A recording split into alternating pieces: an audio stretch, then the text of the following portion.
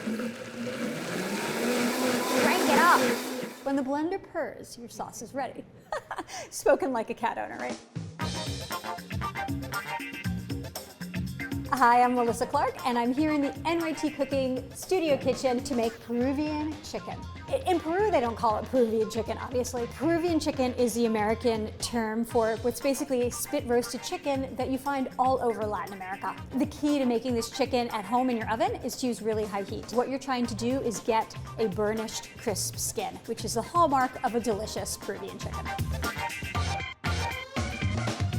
What makes Peruvian chicken specific is that the chilies that it's marinated in come from Peru. There are two distinct kinds, ají amarillo and ají panca. In order to get the sort of grilled vibe of the chicken, you don't want to cook it whole, you want to cut it in half.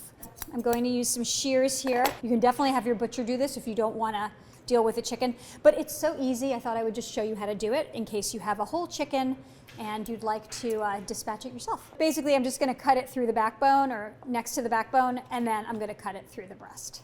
The tail is gonna be your guide. Just go to the tail and just cut along all the way in. Crunch. It's very satisfying, that sound. Did you get it, Milton?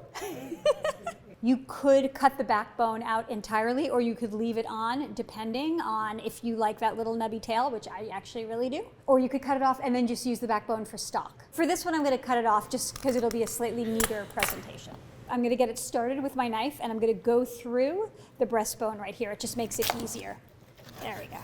I have a plastic bag in the freezer with my little chicken parts. When it gets filled up, I make stock. Let me wash my hands. Okay.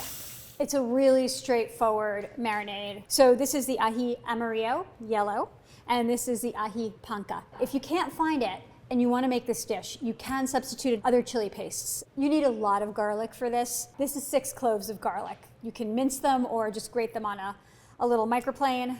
Lime juice for acidity, soy sauce, mustard, ground cumin, salt and pepper. So just give it a whisk, and then I'm just going to coat it really nicely. Like, get under the wings, but you don't have to worry about going under the skin. It's gonna get there. Thank you. Put it in the fridge between 2 and 12 hours. You don't wanna leave this for more than 12 hours because at that point, the chicken is gonna the texture is gonna be affected. It's gonna start to get a little bit soft because of the acidity. So 12 hours is your max. What I wanna do now is I wanna pat it dry because the moisture is going to inhibit browning. And since this is really all about the burnished, gorgeous, crisp skin, if you don't pat it down, you're not gonna get there. And also the chicken at this point has really absorbed all the good flavors of the marinade, so don't feel bad about patting it off. It has done its work. So I'm just gonna go wash my hands. And this is just a little bit of olive oil. So the olive oil is gonna help crisp the skin. Just drizzle it on just a little. And then we're gonna put it straight away in the oven. Oh, this is the thing. So if you don't usually put your oven at 450 and your oven isn't like pretty clean, you might notice some smoke. I'm just warning you.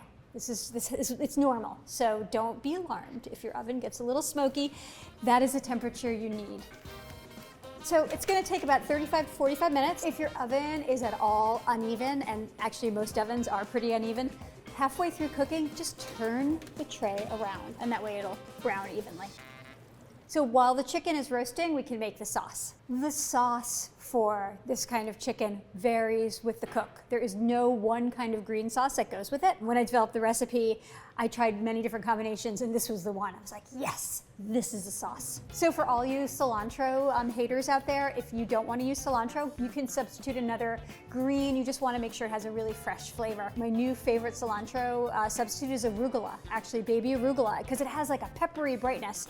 It's a different flavor, but I like it. There are so many things in this sauce, but they work together and they really harmonize well.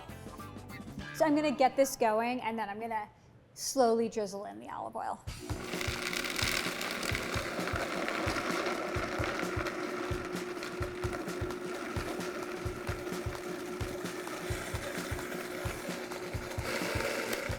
How do you know when the sauce is blended enough? Well, one way is you look at it and you see that there are no big chunks.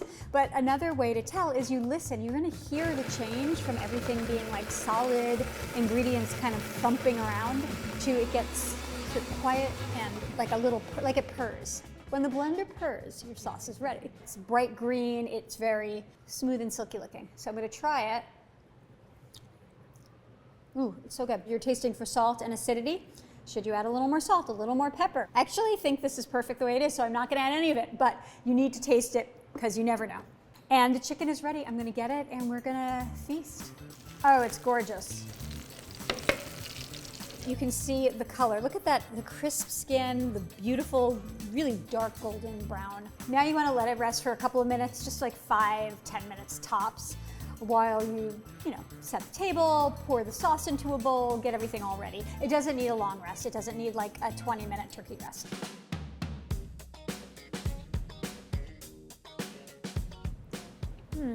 It's so good. It's so flavorful. The meat is juicy. The skin is crisp. That sauce is amazing. I want it on everything. Bright, vibrant, pungent, salty, umami, all of the things. For the recipe, we have a free link below. So click on it, make it, leave us a comment. We want to hear from you and enjoy. It's such a good recipe. Wow. If I do say so myself. You don't mind if I sit here and eat this, do you?